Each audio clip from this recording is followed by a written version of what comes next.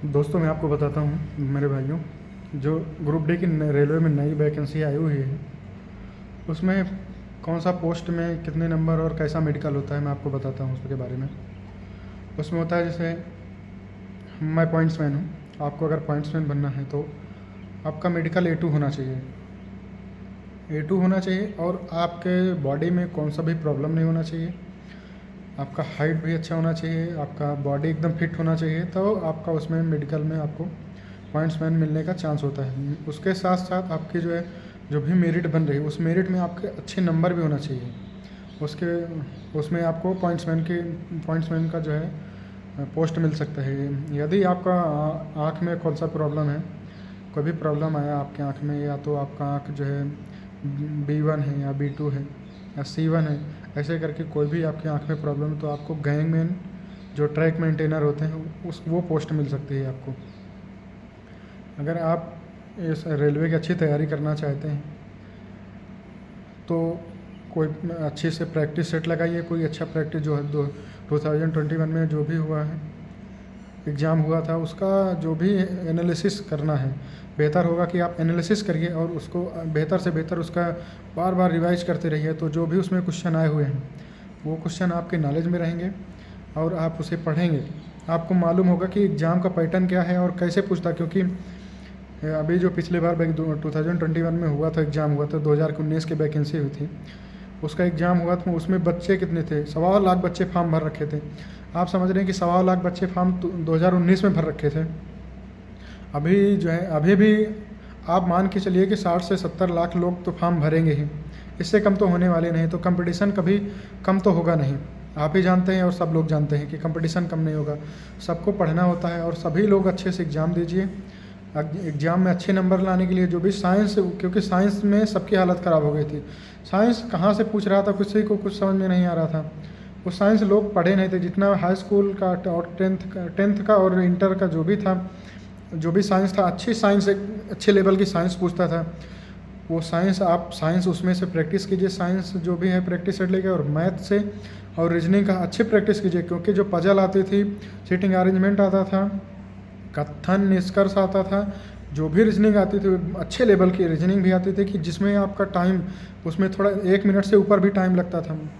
तो मैं भी एग्ज़ाम दिया था। अभी मेरा भी 2021 में एग्ज़ाम दिया, 2022 में मैं रेस वोस हुआ और 2023 में मेरा जो है ज्वाइनिंग हुआ। तो मैं आपको उसी लिए बताता हूँ कि कैसे कैसे क्या प्रोसेस है। अभी इधर अगर आपका जो है पॉइंट्समैन में हो जाता है तो आपके पास एलिजिबिलिटी रहती है कि आप 2-3 साल में एलिजिबल हो जाएंगे। जो जो निकलता है LDC और जो है GDC, उसमें आप फॉर्म फिलअप करके उसमें आप मास्टर और गार्ड, TC और कम टाइपिस्ट, क्लर्क और जो टिकट काटने, कोई भी पोस्ट निकलती है, आप उसमें पॉइंट्समैन के सबसे ज़्यादा उसमें केवल पॉइंट्समैन ही एलिजिबल होते हैं।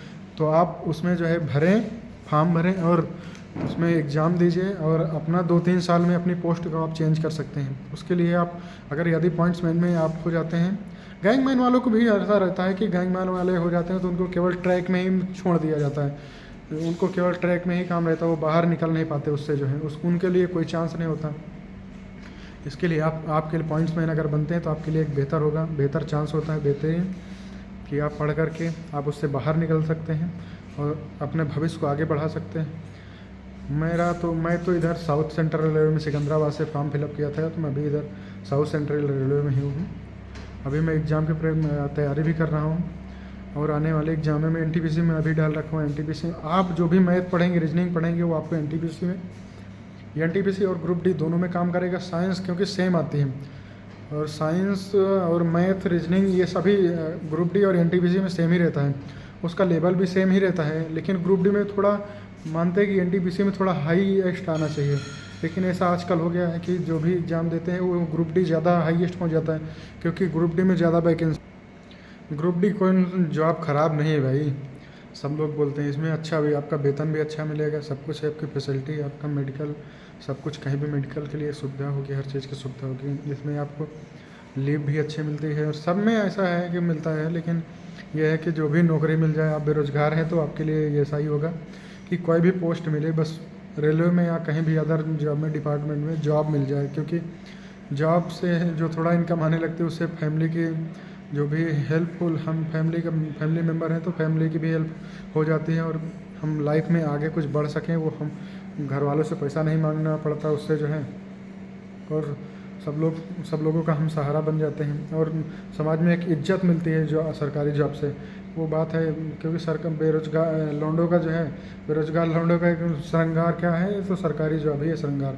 तो आप लोग सभी लोग ग्रुप डी का फॉर्म भरिए, और उसमें पोस्ट जो है चुनिएगा, पोस्ट चुन के जो है अच्छा उसमें जो है पॉइंट्समैन फर्स्ट चुनिएगा, पॉइंट्समैन, और जो एसी मैकेनिक है या अदर पोस्ट है उनको चुनिएगा, गैंगमैन को लास्ट में चुनिएगा, क्योंकि गैंगमैन अगर पोस्ट पहले भर गई तो आपको अदर पोस्ट भी दे सकते हैं, अगर नहीं भरा तो आपको भी जो भी पोस्ट रहे मिलेगी। अगर गैंगमैन वालों की, क्योंकि ज़्यादा वैकेंसी गैंगमैन की होती है, उसमें जो भी अगर उसको चूज करके रखते हैं फर्स्ट उनको प्रायोरिटी होती है कि गैंगमैन दिया जाए। गैंगमैन से अगर आप बच जाते हैं तो अदर पोस्ट में, अदर कोई भी पोस्ट मिले, एसएनटी मिले, पॉइंट्समैन मिले, गैंगमैन छोड़ के कोई भी गेटमैन या कुछ भी बना देते हैं तो आपको ज़्यादा बेहतर रहेगा, उसमें पढ़ने का भी चांस रहेगा, आपकी हेल्थ अच्छी रहेगी, सभी अच्छी रहेगी।